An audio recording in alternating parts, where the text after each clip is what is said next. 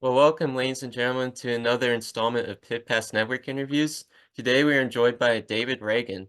He's a Cup Series winner in the Coke Zero 400 at Daytona and the Aaron's 499 at Talladega, and a new part-time Cup driver this season for RFK Racing, the number 60 Ford Mustang.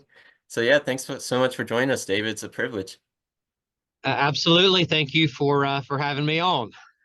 Yeah, so the news came out in the end of November that you'll be driving that number 60 car at the Daytona 500 coming up next month. So I guess how excited were you when you got the call from Roush to have a reunion because you started your Cup career with them.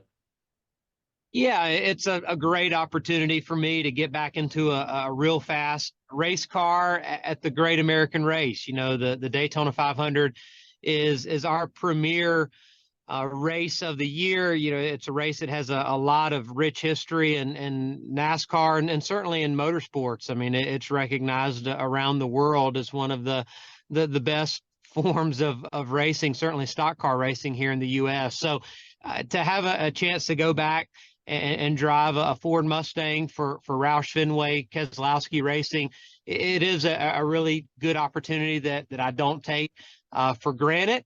I've had a lot of fun the last couple of years running a limited schedule and being home a little bit more, not racing full time, but at the opportunity to get involved with a really good race team that has a lot of success at Daytona.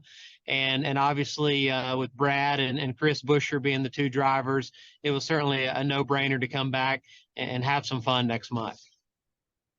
Yeah, like you mentioned, like a lot of past great history at Daytona with the Roush Fenway Keselowski Racing. They just won at Daytona this past August with Chris Buescher. And then speaking of Buescher, you get to be teammates with him for the first time, and you were actually his mentor during his early years in NASCAR. So I guess how cool it is now is to be teammates with him.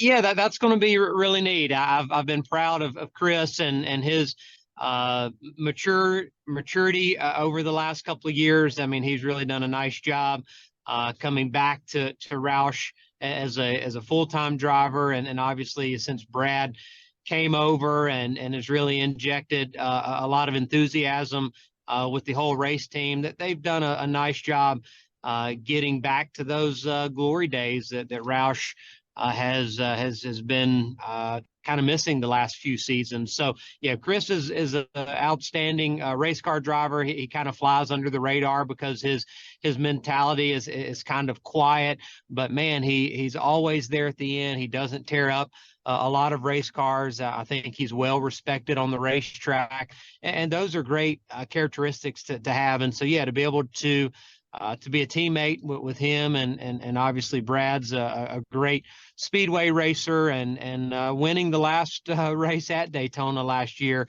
I think everybody's pumped up to get these Ford Mustangs, the new dark horse body style. Hopefully the Fords have some speed, and yeah, we'll have a shot to race up towards the front for the whole weekend down there. Yeah, for sure. And then Chris Buescher, I guess how did it come about initially that you mentored Chris Buescher? So Chris and I had a mutual friend that helped me and worked on my race cars when I was a teenager racing around the Southeast.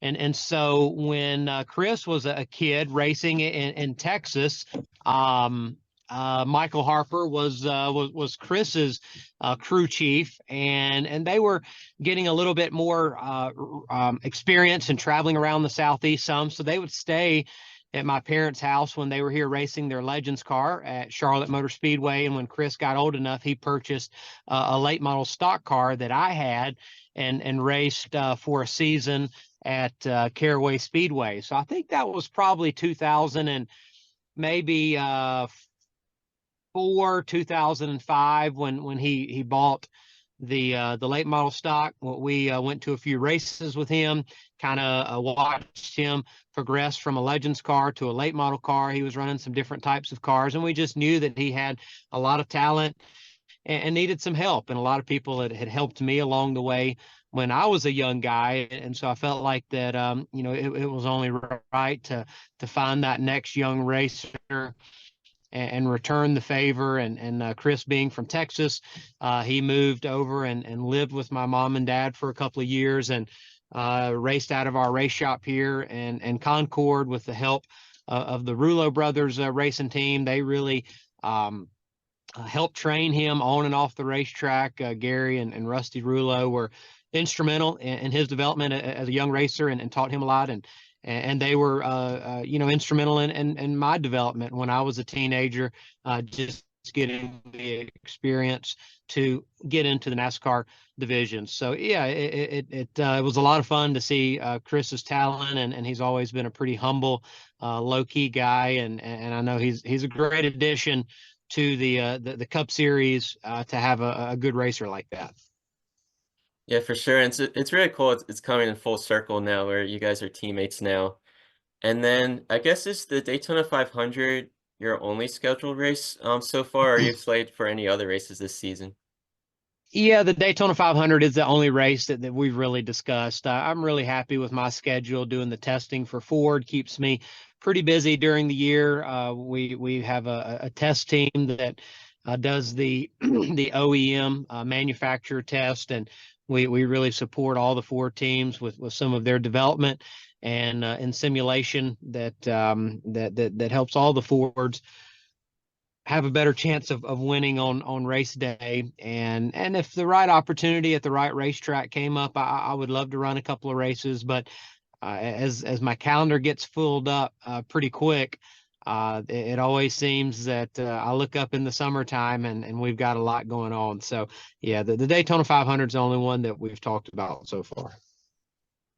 If it happened where you got the opportunity to race on another track this season, I studied the schedule this season. There's three tracks actually that you would actually compete at the first time if you had the opportunity. It'd be Iowa, Chicago Street, and then North Wilkesboro that they do the All-Star race at.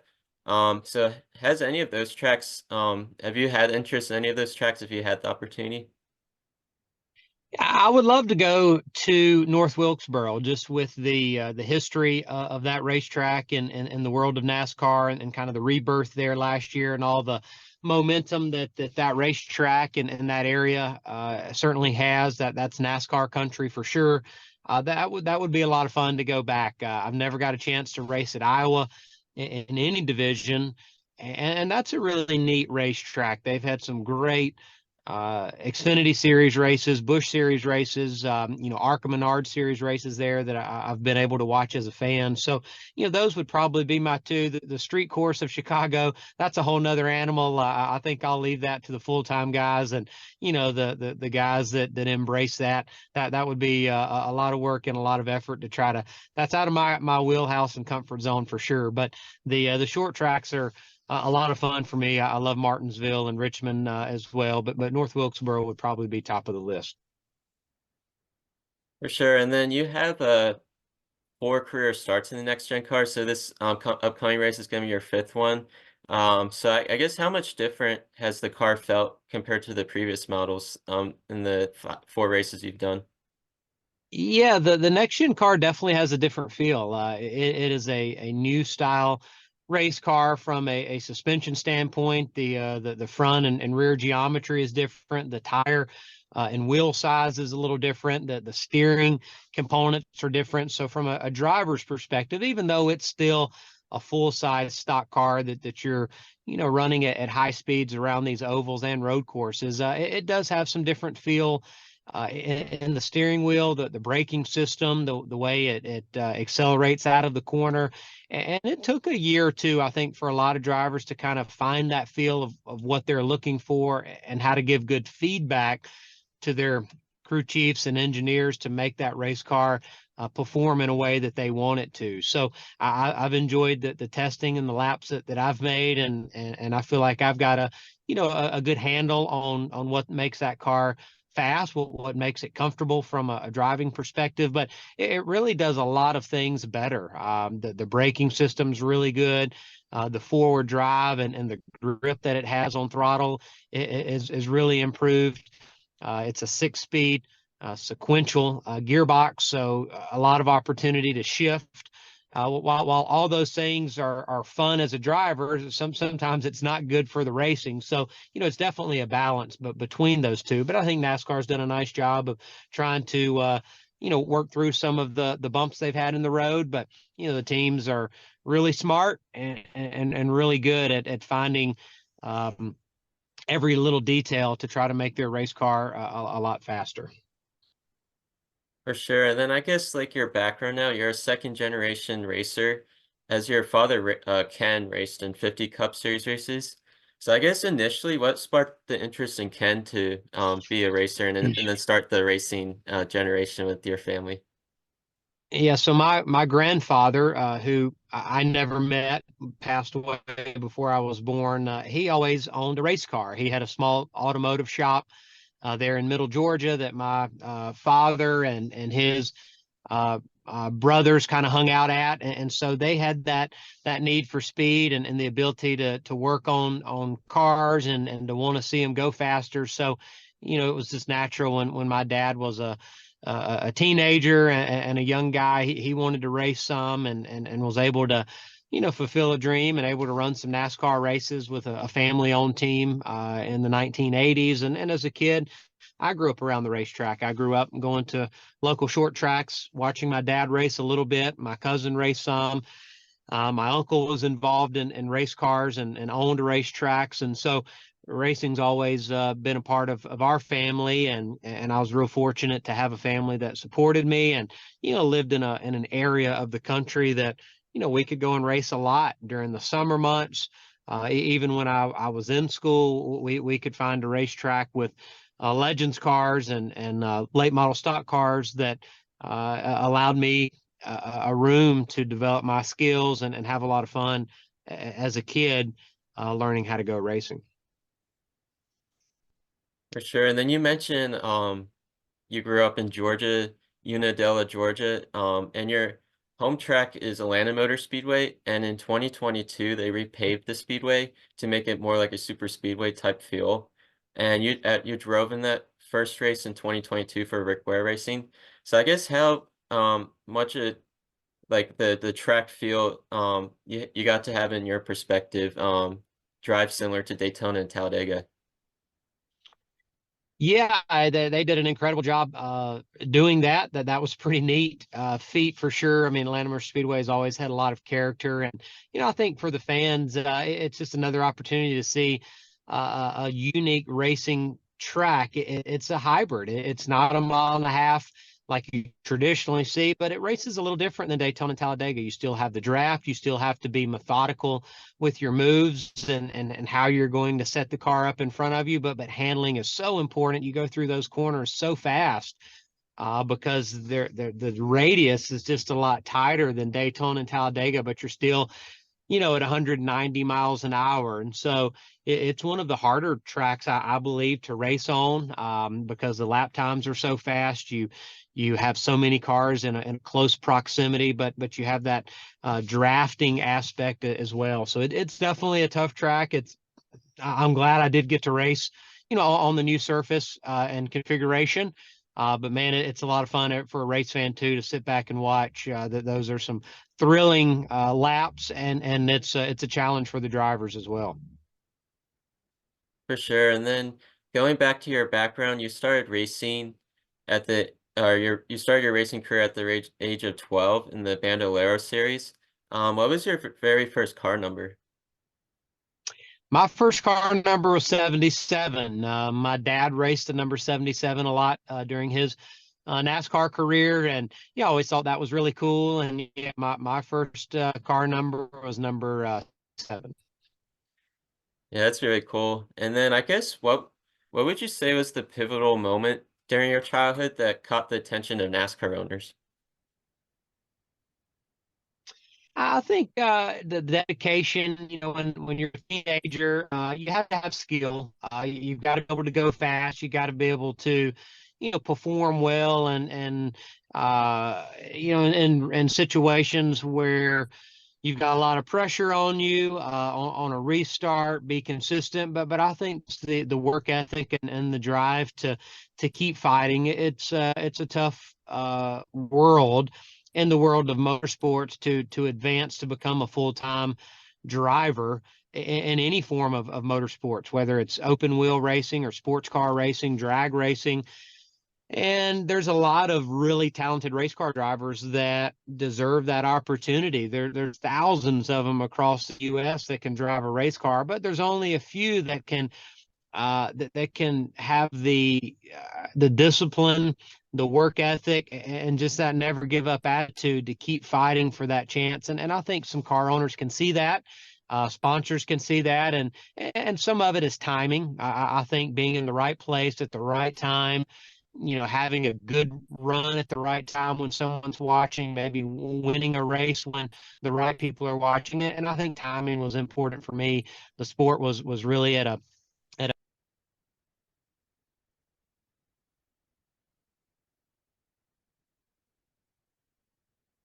Roush. And so yeah, it was a lot of fun to kind of just fight that fight to get an opportunity to go drive full time in NASCAR. Yeah, it's very awesome. And I guess during your early years as well, in your early years in NASCAR, what would you say was your like which driver would you say was your biggest mentor? There's been a lot over the years. I had, Mark Martin early, that first year at Roush. We split a lot of time in the truck series. I wish that I would have asked him a lot more questions and didn't talk as much. But then even my first few years at Roush, having guys like Matt Kenseth and Greg Biffle, Carl Edwards as teammates, man, that they were so good to me, that they were generous. Again, I wish I would have asked a lot more questions. My dad, he's always been a good resource. He had a racing background, and he would certainly tell me like it is, and wouldn't wouldn't hide anything, or wouldn't be reserved in any of his opinions. So a lot of good teammates over the years, and my father for sure. For sure. And then you mentioned your father, Ken. What would you say was his favorite track and what's your favorite track? I think Dad really enjoyed the bigger tracks like Pocono and Michigan. I'm not too sure about Daytona, Talladega, but I hear him often talk about some of the races at Pocono and Michigan where you're on the throttle a lot. Fuel mileage strategy a lot come into play. And my favorite tracks are the short tracks. Even though I've got a win at Daytona and Talladega, I really enjoy Bristol and Martinsville, Richmond. They're a lot of fun. They're great for the fans. There's not a bad seat in the house, and you just feel like you're on top of the action the whole race. You've always got a car in front of you, behind you, beside you. You can make a lot of difference with how you attack the corners, how you drive the race car. So I really enjoy the short tracks. Yeah, that's very cool. And your first ARCA win came in 2005, actually at your home track of Lanier National Speedway at Bristleton, Georgia. So what did it mean to you to not just win your first race in the ARCA series, but also in front of the hometown fans as well that day? Yeah, that was a big moment. We had been so fast and close and to winning a few other races, but everything just came together there. We qualified on the pole. We didn't lead the most laps, but we were right there in contention at the end, and to win with, yeah, my friends and family at a track that, yeah, I raced my Legends car there, that I grew up, going to Hooters Pro Cup races there, to ASA races, to short track races, and that was really a big deal. And that was a win that certainly I'll never forget, and gave me the confidence that I could race with some of the best racers at the time.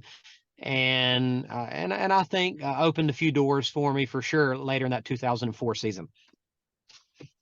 For sure. And then you mentioned about Mark Martin earlier, and you had the privilege to replace him in the number six for Roush Fenway race in 2007. So what did it mean to you to take over a historic car like the six car?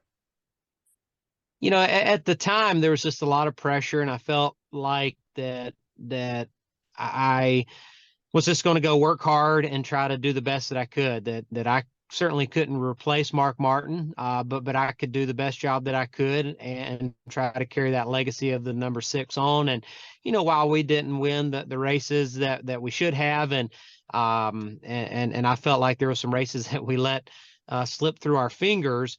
I had a great time representing UPS and AAA and Jack Roush and Ford and so many good partners, and I really matured and learned a lot over those few years. I wish sometimes that I could go back and have a second shot to miss out, or to not miss out on some of those race cars that I had that were just so fast that we should have won the race with. But yeah, Mark was a legend in the sport, very generous to me.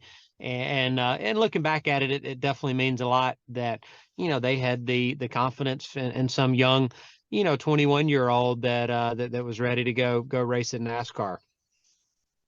And then that same season, your rookie season in 2007, you did the full-time season actually in both Cup and Xfinity for Roush. You raced a total of 71 NASCAR races throughout the season, going for Rookie of the Year in both series. So I guess how critical was it for you? You mentioned you're a 21-year-old that early on in your career to log that many races in one season to help develop your experience level on the racetrack. That was a big deal. Again, in the moment, I just didn't think much about it. I was focused on racing and taking care of my sponsors and being at the race shop as much as I could. And man, those seasons just went by so fast. It was like a snap of your finger because I was always so busy. And I wish that I would have taken more time to enjoy it and to really embrace what was going on, to be able to race for two great teams and two different series and all the experience that I got. But it was like drinking from a fire hose. You were just going as hard as you could all the time. And so, yeah, those were incredibly fun years, but they certainly went by so fast, getting to race, over 60 races a year and testing and just at the racetrack and then flying back and forth between the races that the Xfinity Series or the Busch Series, weren't at the same racetrack. So now I look back and those were some great times for sure. For sure. And you mentioned like going like from one different track to another in the same weekend. Like one example I found is like in August of that season, you went from Montreal in the Xfinity Series to Pocono the next day. So like how did you handle weekends like that? Like so much busyness. That you've done a lot of good research. I've forgotten about some of those trips. Jack Roush was a pilot. He had a plane. My teammate Carl Edwards, which we were running the same schedule, he had a plane as well. So a lot of times we would go back and forth, and just having a great team behind me, having PR representatives in each place to make sure when you land you had a car and your suit was on the hauler. And again, man, I wish that I could have just enjoyed a little bit more because you were going so fast. It was hard to think about the cool things you were getting to do. And looking back, we did get to do some really neat things, but it was a lot, and it would be so hard to do that today because of family and children and other commitments. But that's all that I thought about every second of the day, from when I woke up to when I went to bed. It was the race cars. How can I be better? And yeah, that was a lot of fun to race that much. And you see some other guys doing that today, not in the NASCAR series, but racing some, off week, different races and short track stuff and late models and sprint cars and all kinds of things. So yeah, definitely, young guys, that's a young guy deal, because when you have a wife and kids, it's hard to manage all that for sure. For sure. And then a couple seasons later, your first Xfinity Series win came at Talladega in 2009. And then I looked back at the YouTube video, and you showed a lot of patience at final lap. Is you were fourth in line out of turn four, but then because of all the chaos in the lead, like everyone trying to get every position, you were at the right place at the right time. So I guess what was the emotions of that day earning your first win in the Xfinity Series? Yeah, that was really cool. That was a win that was coming for a long time. I think I blew a few opportunities to win earlier in that year where we had fast race cars, but the The Talladega win to win at NASCAR's biggest racetrack, to come off of turn four. And I really thought coming off of turn four, like, hey, we're probably going to run in the top 3 or 4. I don't know what's going to happen, but we had some good momentum. I think the guys, Ryan Newman, forget who was leading at the time. They were kind of jockeying for position, and I had a little bit of a run. I pulled out a line. Joey Logano was behind me, and I remember we had worked some together during the day. He was a childhood buddy of mine, and I knew that he would go with me, and it just worked out perfect. The seas kind of parted. We didn't have to check up, and we had enough momentum to cross the start finish line. First, I think he might have been third, but it was a surreal feeling, and you never forget that first NASCAR victory. That was certainly a special moment. And I'm actually here. I'm at the Roush shop today, and I'm going to have to run because I've got a quick meeting to go in to prepare. But what you think about these things and preparing for these races, getting ready physically and mentally, and having a game plan. But that example coming off of turn four at Talladega, that just shows you that sometimes you've got to go by your instinct. You've got to make a split second decision. And that's what's so cool about our sport. Sometimes it works out, and sometimes it doesn't. So I guess that's why we continue to be excited about having another chance to go race. And millions of fans will tune in to watch the Daytona 500 because you just don't know who's going to win until the very last second. For sure. And then later that season, you won at Bristol. The way that happened too is that you beat Carl Edwards on an overtime restart. You started in the high lane. So, what was the emotions that day, not getting your second win of the season as well? Yeah, that was an awesome win. We had the best car, no question about it. That night, the car was so easy to drive, and really the whole race, I just kept telling myself, don't screw it up. Don't try to be too aggressive. Don't try to get too much. We led a lot of laps at the end of the race, and then a couple of green white checkers, or maybe a couple of late race restarts, and I just knew that I had to not spin the tires, get a really good start. But our car was so good that night, and sometimes you have those cars that you just know this is a car that can win the race. And I knew that I didn't need to do anything um, cute to try to carry this car on my shoulders. I knew that it was good enough that if I just took care of my job, that we were going to have a shot to win. And we didn't have any part failures. We didn't have any tires go down. Our pit stops were great. But, Carl Edwards was one of the best drivers at Bristol in that era. And it was really cool to beat him, and to win at Bristol was certainly special. That is really cool. And then a And couple, hey, and I know that if you've got one more, but let's do one more. But I do have a little meeting here at oh, I'm 11:30. sorry. I'm fixing to walk into the office. Okay. Um, yeah, I'll just ask, let's see, I got the questions here. You've done a good job on your research. Those have Oh brought back yeah, for some good sure. memories. Yeah. Um, I guess the last one, I guess the one special win you had was with Front Row Motorsports in 2013. What did it mean to deliver their first ever victory that day? You actually had help from David Gilliland to win that race. Yeah, every win has something special about it. Your first win, a win at a short track or Bristol or beating a teammate. But Talladega was again an unexpected win. We had run well at speedways. Front Row Motorsports was a younger team in the Cup Series, and we were in position at the end. And I felt like those last 5 to 10 laps, I would have been really happy at a top 10 or even a top 5. But I had a great teammate behind me, David Gillen, who is a great speedway racer. And we just had the right momentum and made the right moves. And it was so important to have that help those last couple of laps. And every time that I went high, he was able to go high, and vice versa. So to be able to again, beat some of the guys that are so good at speedway racing. I think we passed Carl Edwards and maybe Matt Kenseth there coming to the white flag, and David being able to finish second was awesome. A 1-2 finish for Front Row. Our team owner Bob Jenkins was there. Their first win as an organization. that was a big deal for everybody at the shop, everybody on our team. And, I didn't know if I would win another race after leaving Roush Fenway Racing and going to a smaller team. I was grateful to have a full-time ride, and you just never know. But all the stars aligned well that day. We did our jobs on pit road, and we were in position to win. And like I said earlier, that's just the cool thing about NASCAR and motorsports. You've got to keep fighting to the very end. You never know what may happen. For sure, yeah, that's awesome. David and David getting 1-2 there. But just Which is one going more on to mini win some more question. big races. One more mini question, because I asked this to every driver after the end of the interview. What's your favorite ice cream flavor?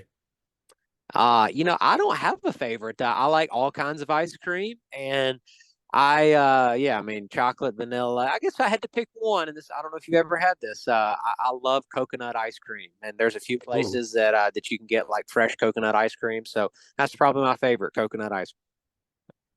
unique. Yeah, I never gotten that answer before. But yeah, well, thanks so much, David, for joining us today at Pit Pass Network. It was a great honor, and wish you the best of luck at the Daytona 500. Should be exciting. Yeah, we appreciate you guys having us on. Thanks for following along, and look forward to seeing everyone at the racetrack soon.